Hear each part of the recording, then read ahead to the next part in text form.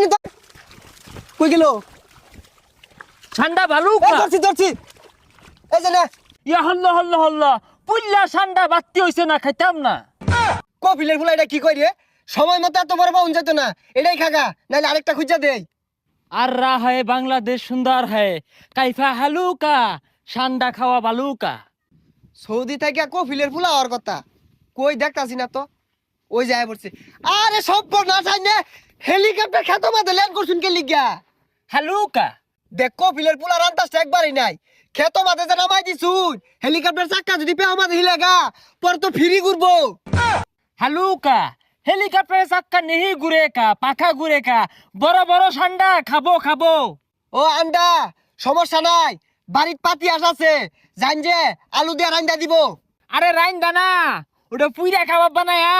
বিরিয়ানি দেখাম রেখাম রেখাইবাম পচা বুঝে না